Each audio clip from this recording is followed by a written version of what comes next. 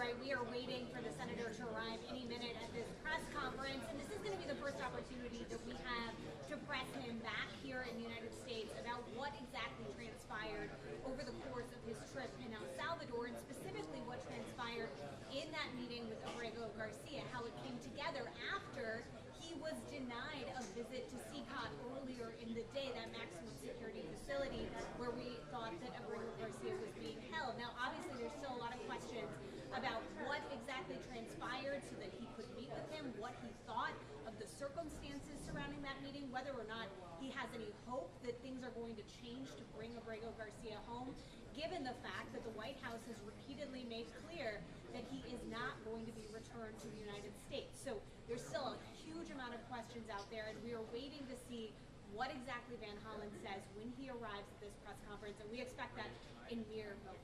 Casey.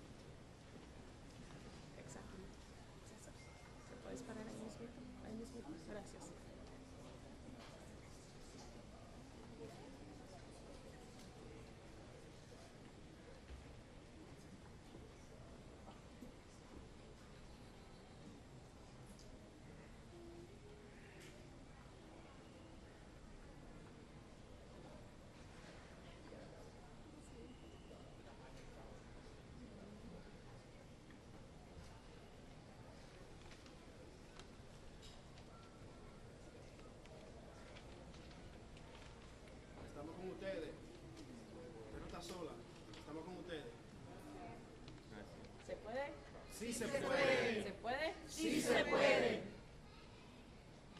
Ahora, aquí y siempre.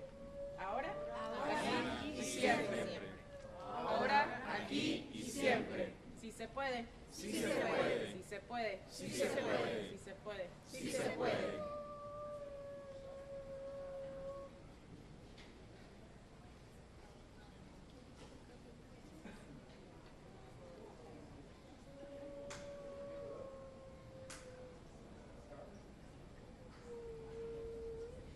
El pueblo unido Jamás será vencido. El pueblo unido. Jamás será vencido. The people united.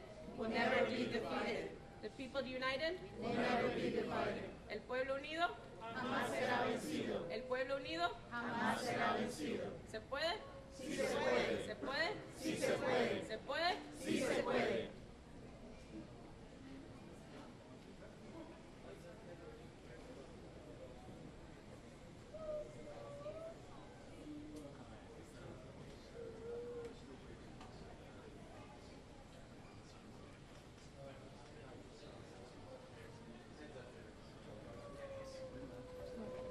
El pueblo unido.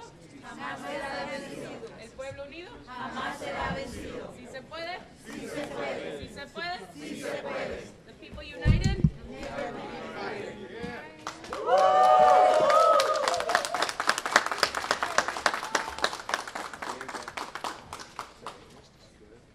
¿Sí se puede? Sí se puede. ¿Sí se puede? Sí se puede. El pueblo unido. Jamás será vencido. El pueblo unido. Jamás será vencido. It's good to be home. Now we need to end the illegal abduction of Kilmar Abrego Garcia and bring him home too. We're joined by his wife, Jennifer, by his mother, Cecilia, by his brother, Cesar, and thank all of the rest of you who are joining us in solidarity with the Constitution and Kilmar. Look, I'm a little sleep deprived, and I want to be as clear as possible about what this is about and what it's not about. So I'm going to read the remarks that I wrote on the plane ride home. As the federal courts have said, we need to bring Mr. Abrego Garcia home to protect his constitutional rights to due process. And it's also important that people understand this case is not just about one man. It's about protecting the constitutional rights of everybody who resides in the United States of America. If you deny the constitutional rights of one man, you threaten the constitutional rights and due process for everyone else in America. The Fourth Circuit put it very clearly in its strong opinion yesterday, and I quote, "It is difficult in some cases to get to the very heart of the matter, but in this case, it is not hard at all. The government, in this case the Trump administration, is asserting a right to stash away residents of this country in foreign prisons without the semblance of due process that is the foundation of our constitutional order. Further, it claims, in essence, that because it has rid itself of custody, that there is nothing that can be done. This should be shocking not only to judges, but to the intuitive sense of liberty that Americans far removed from the courthouses still hold dear." They summed up the issue at stake perfectly. And that's why the Supreme Court, in a 9-0 decision, ordered the Trump administration to facilitate the return of Mr. Abrego Garcia. Now, the Trump administration wants to flat out lie about what this case is about.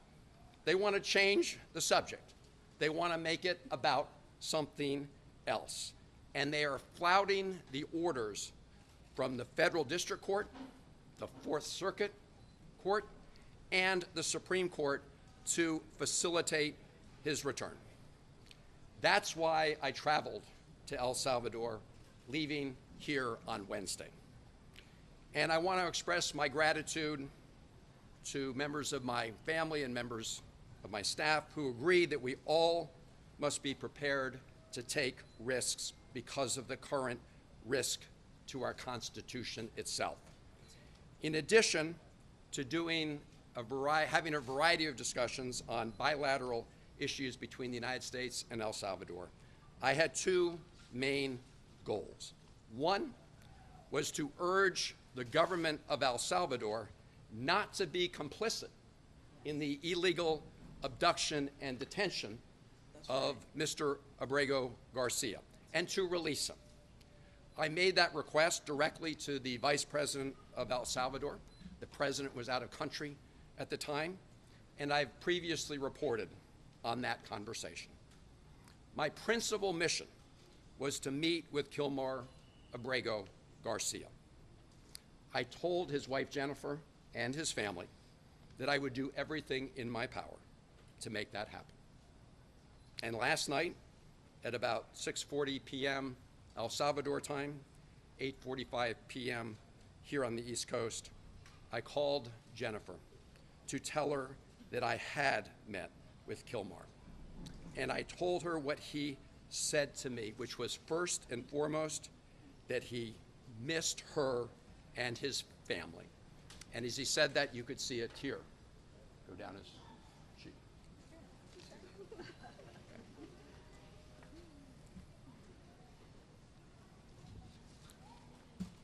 Now, getting a meeting with Kilmar was not easy. On Wednesday, I met with the Vice President of El Salvador and asked if I could meet with him. The answer was no. I asked if I returned the following week whether I could meet with him. The answer was no. I asked if I could call him on the phone. The answer was no. I asked if his wife Jennifer could call him on the phone. The answer was no. No to his wife, no to his mother, no to his lawyers. So the following day, which was yesterday, I decided to give it another try by driving to Suffolk. Suffolk is the notorious prison where Kilmar was taken when he was abducted. I was accompanied by a lawyer for Kilmar's wife Jennifer and mother Cecilia, Chris Newsom. About 3 kilometers outside of Suffolk, we were pulled over by soldiers. You could see the rest of the traffic was allowed to go by. We were pulled over by soldiers and told that we were not allowed to proceed any farther.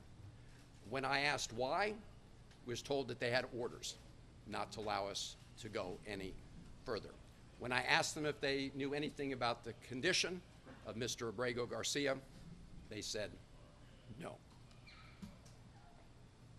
And so much later in the afternoon, I was actually getting ready to catch a plane out of San Salvador back here later yesterday evening. And all of a sudden, I got word that I would be allowed to meet with Kilmar Abrego Garcia. And they brought him to the hotel where I was staying. And after that meeting, as I said, I called his wife, Jennifer, to report on some of the news of that meeting. And now I'm going to report to all of you about our discussion. When I told him that his wife and family sent their love and were fighting for Kilmar's return home every day, he said that he was worried about all of you. That was his response. How are you dealing with this horrible ordeal and nightmare for the family? He said that thinking of you, members of his family, is what gave him the strength to persevere, to keep going day to day, even under these awful circumstances. He spoke several times about your 5-year-old son who has autism. 5-year-old son who was in the car in Maryland when Kilmar was pulled over by U.S. government agents and handcuffed. His 5-year-old son was in the car at that time. He told me that he was taken to Baltimore first. I assume that was the Baltimore Detention Center. He asked to make a phone call from there to let people know what had happened to him. But he was denied that opportunity. He said he was later taken with some others from Baltimore to a detention center in Texas.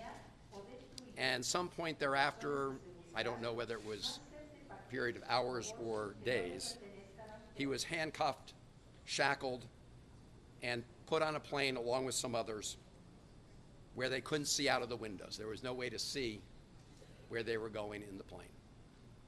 They didn't know for sure where they were going. They landed in El Salvador, and he was taken to Suffolk prison.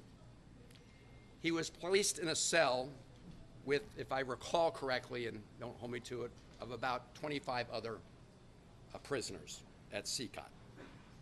He said he was not afraid of the other prisoners in his immediate cell, but that he was traumatized by being at Suffolk and fearful of many of the prisoners in other cell blocks who called out to him and taunted him in various ways. He told me, and this was yesterday, that 8 days ago, so I guess 9 days ago from today, he was moved to another detention center in Santa Ana, where the conditions are better. But he said despite the better conditions, he still has no access to any news from the outside world and no ability to communicate with anybody in the outside world.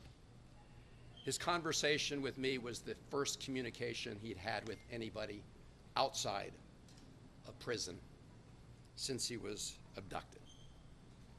He said he felt very sad about being in a prison because he had not committed any crimes. When I asked him what was the one thing he would ask for in addition to his freedom, he said he wanted to talk to his wife, Jennifer. I told him I would work very hard to make that happen.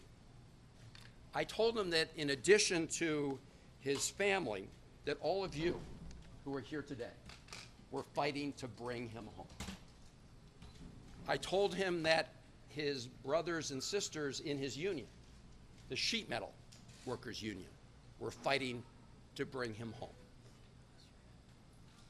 That brought a smile to his face. I told him that millions of Americans understand that what is happening to him is a threat to their own constitutional rights. I told him about the decisions of the federal courts, the district court, the Fourth Circuit Court, the Supreme Court. And I think that in addition to knowing that his family was fighting for him, all of that gave him strength, the fact that all of you here were fighting for him. I want to say something about the Trump administration's efforts to change the conversation about what this case is about. This case is about upholding constitutional rights for Abrego Garcia and for every American. The President Trump and the Trump administration wants to say that those who are fighting to stand up for our Constitution don't want to fight gang violence. That is an outright lie. That is a big, big lie. I, for one, have been fighting against transnational gang violence, especially MS-13, for over 20 years, probably for longer than Donald Trump ever uttered those words, MS-13. Over 20 years ago, I worked to establish an anti-gang task force, a regional anti-gang task force in the Maryland, Washington, D.C., and Virginia area. I did it in a bipartisan way with then Congressman Frank Wolf and Tom Davis. And we have made substantial progress in this region. We have a long way still to go, but those efforts have resulted in progress. So I say to the President and the Trump administration, if you want to make claims about Mr. Abrego Garcia and MS-13, you should present them in the court, not over social media. That's right. That's right. Not at press conferences where you just rattle stuff off. Because here is what the federal district court judge said about exactly this issue. This is Judge Zinnes. So she is the federal district court judge in the District of Maryland, where the case first appeared. This is a quote from her opinion. Defendants, and in this case, this is the Trump administration she's referring to, have offered no evidence linking Abrego Garcia to MS-13 or any terrorist activity.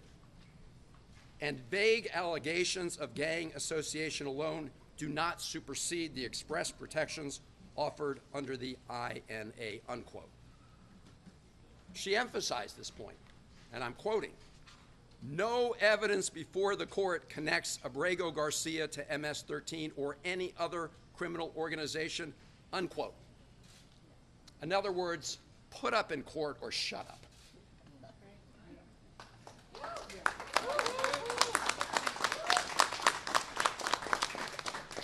What the Trump administration did admit in court was that Kilmar Abrego Garcia has been mistakenly detained. They called it a, quote, administrative error, unquote.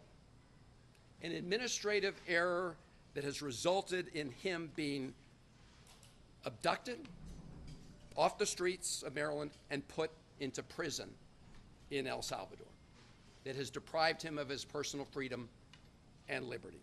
But rather than fix this grievous error that they agreed had been made in court, what did the Trump administration do? They upbraided and fired the lawyer who told the truth to the court. That's right. That's what they did. They didn't fix the error. They fired the lawyer who told the truth about this awful, egregious mistake. And now, despite the fact that the Supreme Court has ordered the Trump administration to fix that error, that has deprived Mr. Abrego Garcia of his liberty, they are flaunting, the administration, the Trump are flaunting the court order to facilitate its return. And the government of El Salvador is complicit in that illegal scheme. Yes. So we need to hold both of them accountable, and we can talk more about how to do that. But as I said at the beginning, this case is not only about one man, as important as that is. It is about protecting fundamental freedoms and the fundamental principle in the Constitution for due process that protects everybody who resides in America. This should not be an issue for Republicans or Democrats. This is an issue for every American who cares about our Constitution, who cares about personal liberty, who cares about due process, and who cares about what makes America so different, which is adherence to all of those things. This is an American issue. Now I just want to take a moment. I hadn't planned to do this, but as I was landing on the airplane, I got a transcript of some questions President Trump was asked at the White House today about what I would call Margarita Gate. I don't know if you guys have been following this, but President Bukele, after I met with Kilmar, did this tweet showing us at a table with these two glasses. So here's what happened. When I first sat down with Kilmar, we just had glasses of water on the table. I think maybe some coffee. And as we were talking, one of the government people came over and deposited two other glasses on the table with ice, and I don't know if it was salt or sugar around the top, but they look like margaritas. And if you look at the one they put in front of Kilmar, it actually had a little less liquid than the one in front of me, to try to make it look, I assume, like he drank out of it. Let me just be very clear. Neither of us touched the drinks that were in front of us. And if you want to play a little Sherlock Holmes, I'll tell you how you can know that. So if you look at the video or the picture I sent out from the beginning of our meeting, you'll see there are no glasses on the table. So you'll see in later videos they are on the table. But they made a little mistake. For some people are very careful, right? If you sip out of one of those glasses, some of whatever it was, salt or sugar, would disappear. You would see a gap. There's no gap. Nobody drank any margaritas or sugar water or whatever it is. But this is a lesson into the lengths that President Bukele will do to deceive people about what's going on. And it's also shows the lengths that the Trump administration and the president will go to, because when he was asked about a reporter about this, he just went along for the ride. So the White House and the president have been lying about this case from the beginning. They've been trying to change the subject from the beginning. As I said, and the courts have said, from the Supreme Court to the Fourth Circuit to the District Court, what this is about is adhering to the Constitution, to the right of due process. And that's why we say, bring Kilmar home, so he can be afforded his rights under the Constitution. That's what this is about. Kilmar Yeah. have any idea the firestorm his deportation has caused here in America? So I told him. That was the first he'd heard. You can address the camera. Sure. The first he heard is that after I told him that his family was fighting for him, I told him everybody else that was fighting for him, including his union members, but also people from across Maryland, in fact, across the country, who recognize that depriving Kilmar of his constitutional rights is a threat to everybody who resides in America. He had not heard that. I believe that gave him additional strength. Senator, what did Abrego Garcia say that the officials in El Salvador told him about why he was sent to that prison and how long he would be there? They haven't told him anything about why he was sent. Or how Hey. long he would be there? They didn't tell him anything about that. And In fact, I asked the vice president exactly that question. You know, why is he here? Is he violating any laws in El Salvador? Do you have any proof that he's committed a crime? No. Why is he here? Because the Trump administration is paying us to keep him here. did he say what he heard from other migrants that were also there, that were also deported to that prison? Did what? I'm sorry. Did he say what he had heard from others who were also deported to that prison? He did not know about what was happening in the outside world. What do you think that you And let me just say, at CCOT, I want to be really clear. At CCOT, they don't let any of the prisoners have access to the outside world. That's one of the conditions, one of the notorious parts of that prison, which, by the way, is a blatant violation of international law, as I said when I was in You're the first person that can see a person that was in Secot and that left Secot even for a few minutes. What did he say about how it is being there? Because he's the first prisoner from Secot that was outside, ever. Oh, as I think I said, I mean, he said what he said was that it was his best guess that most of the cells were packed with about 100 people. I asked him why. He said when they take a roll call during the day, people have to call out their names from different cells. As I said, in his cell, I believe there were about 25 people until he was moved. But as I said, while he wasn't fearful of the other prisoners in his own cell, he was fearful about the taunts that he received from other prisoners in CCOT. Go here and then here, sir. Okay, go So ahead. what do you think you've achieved with this trip, and what's next in terms of getting him actually released and sent back to the United States? Well, the first thing was to accomplish what his mother and family were really desperate to learn, which is that he's alive. I hadn't heard a thing about him. That for someone who's, he's obviously in a terrible situation. As I said, he's experienced trauma. He said he's sad every day. But I think this persistence resulted in having this chance to meet with him, to begin to get a little bit of his story. And I think it is the first step to ultimately bringing him home as the Constitution requires. Go here. Did you have a sense of his health, his well-being? Did you sense, get any indication that he'd been abused? I did not get that sense. Look, you never know, but I asked him if he was okay. He said yes. He said he has I think a blood pressure condition. He has seen a doctor. So, on a very cursory examination, he appeared okay. Now, I will say, just to be clear, there was some negotiation about the terms of this meeting, and we were kind of surrounded by video cameras.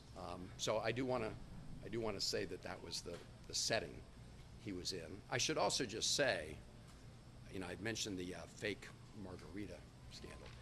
They actually wanted to have the meeting by the side of the pool, right, in the hotel. Just, right. I mean, this is a guy who's been in CCOT. This is a guy who's been detained. They want to create this appearance that life was just lovely for Kilmar, which of course is a big fat lie. Senator, Yeah. can I ask you, have you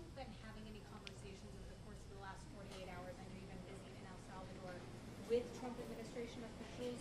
Was there any indication, maybe with the administration, that they were more flexible than what they were saying publicly? I have not. I did have a meeting with folks at the American Embassy there, and I really want to applaud them and every member of the Foreign Service and State Department in El Salvador and everywhere around the world. I co-chair the Foreign Service Caucus, and I have a deep appreciation for what they do. I asked them if they had received any instruction from Washington to help facilitate the release of Kilmar. The answer was no. I asked them if they had made any attempt to reach out to him. The answer was no. So it's very clear that the President and the Trump administration are blatantly, flagrantly disagreeing with, defying the order from the Supreme Court. Can you talk about who from the Salvadorian government contacted you to facilitate this meeting? You mentioned that there were terms associated with the meeting. Were you told not to reveal any details from the meeting until you came back to the United States? And were you at all concerned for your safety in and around this meeting taking place, or at any point during your time in El Salvador? So I was not concerned about my safety at this meeting. And I will say, obviously there's a lot of uncertainty when you're approached by soldiers and have your car pulled over to the side of the road and told you can't go any further. But I will say that the soldiers acted professionally, okay, in their encounter with me. They had their orders. They implemented their orders. In terms of, I'm sorry, what was the first part? The meeting, how the meeting came to be, who contacted you? So the meeting, they reached out to say they would meet the Salvadorian government. Look, in El Salvador, everything happens because Bukele says it could happen. And if you look at the video he sent out right afterwards with the fake margaritas, you can see that all of that was a setup, okay? So that's why. And as to how I was notified, their message was transmitted to me through the embassy. Senator, the Vice President, are you able to say anything about the agreement I'll go that the right here, and then I'll go right there. The response from Republicans to your visit is that you care more to meet with Abrego Garcia than you do with Rachel Warren, who is the mother of a Maryland woman who died in your state. What is your response to that criticism specifically? Well, my response is that my heart goes out to the family of Rachel Warren.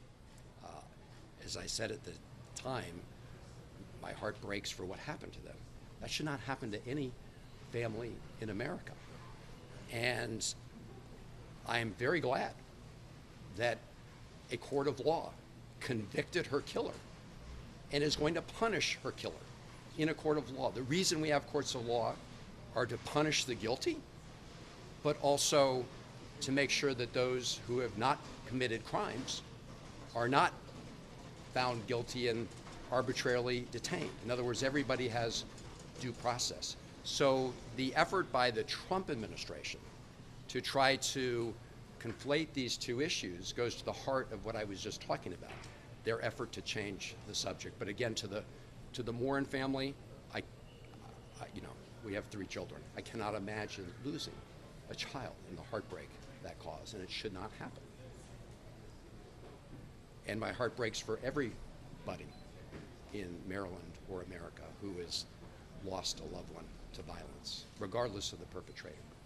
Senator, in your meeting with the Vice President, were you able to glean any information about the United States agreement with El Salvador related to the detention facility, the terms, how much we pay, if the government has any say whatsoever what happens inside, correct?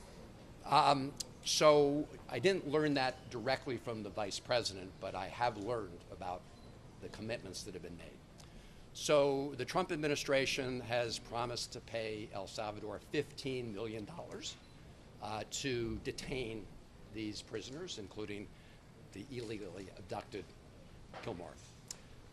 My best information, and it's pretty good, indicates that to date they've paid out more than $4 million of that $15 million. As to the terms of an agreement, I've not seen an agreement.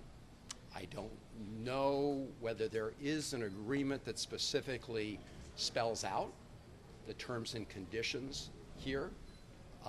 I am aware that there was some document that memorialized the payments, but again, I do not know in any way if it goes through the details. Senator, what's the next step here in light of the defiance or perceived defiance from the Trump administration? What does Congress do? So, you know, everybody asks those of us who are Democratic senators whether there's any bottom line where Republican senators will say enough's enough and won't simply continue to be rubber stamps for the Trump administration. So far, we haven't hit bottom.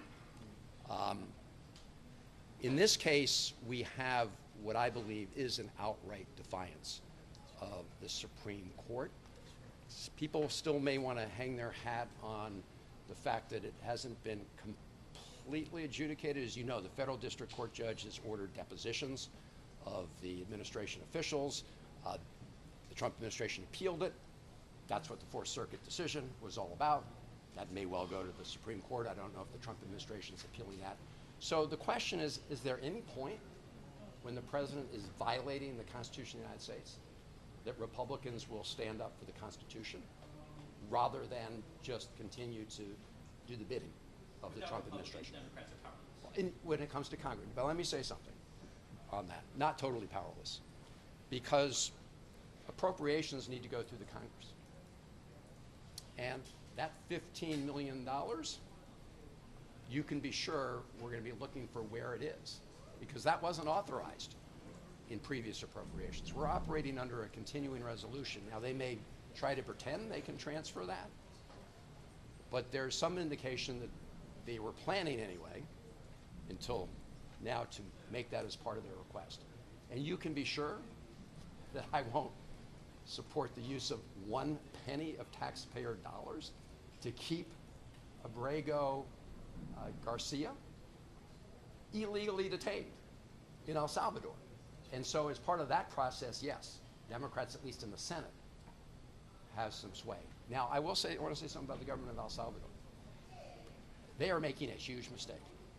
You know, they want to brand themselves as a country for technology. You know, the president said, you know, Bitcoin is legal tender. But now what they're branding themselves as the place for these huge prisons where people who are illegally abducted are warehoused. That is not a good look. There are also other things Americans can do with respect to economic pressure on El Salvador. People can stop traveling there. Actually, tourism's been going up. They can stop traveling there. There may be states that decide, you know, they don't want any of their pension funds invested in companies that invest in a place like El Salvador. So there are many things that can be done, and I just urge the president of El Salvador, the vice president of El Salvador, to rethink whether they want to become the place that just gets paid off for being complicit in this illegal scheme. Senator, have you talked to your colleagues? Have you talked to your colleagues who plan to go down? Okay, we'll do. We're going to do two more. We'll do two more right here. Senator, why did the Salvadoran government reverse itself on allowing you to meet with Mr. Abrego Garcia after telling you no? And also, do you have a sense of why the government transferred Mr. Abrego Garcia from CCOT to this other prison in Santa Ana? Yeah. Well, I think the reason they relented is pretty clear. They were feeling the pressure. I mean, they were feeling the pressure because while I was in El Salvador, we had two major press conferences that included the local press who reported on this.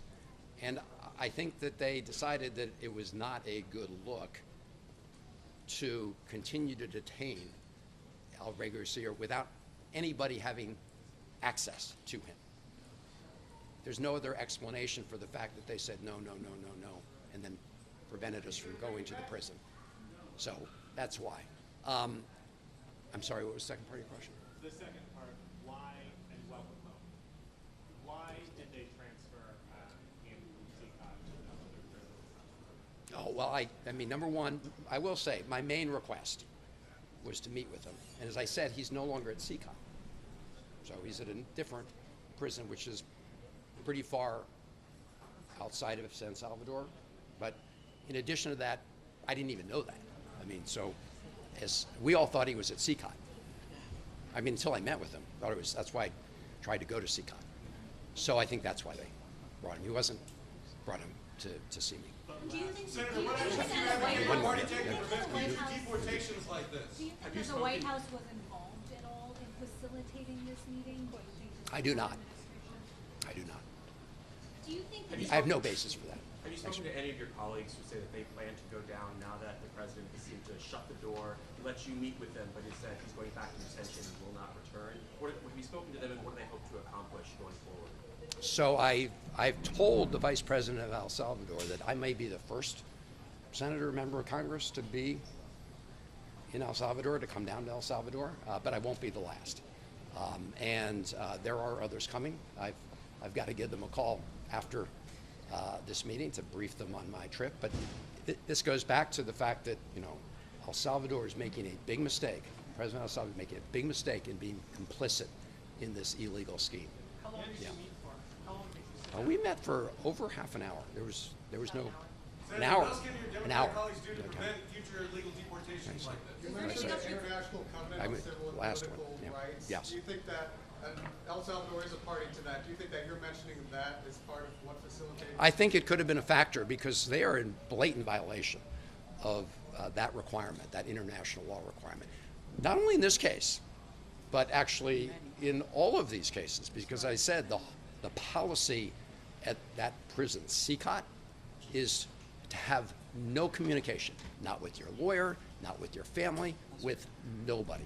That is a violation of international law. And as I mentioned, El Salvador is a signatory to that. Thank you all very much for being here. And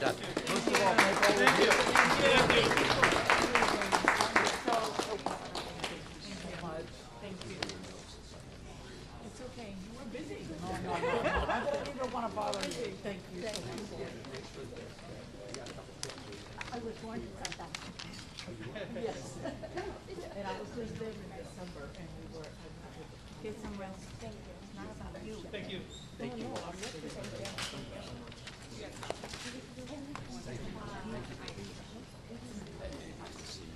don't know, but I don't know.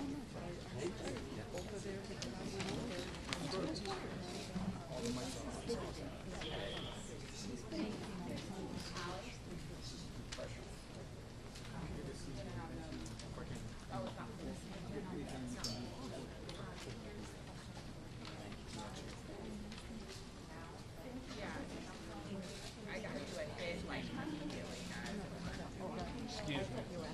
Excuse me, I'm scooting by real quick. Thank you.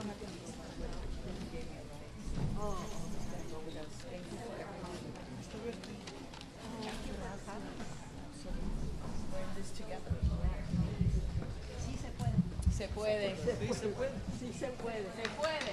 Sí se puede. Se puede. Sí se puede. Se puede. Sí se puede. Se puede.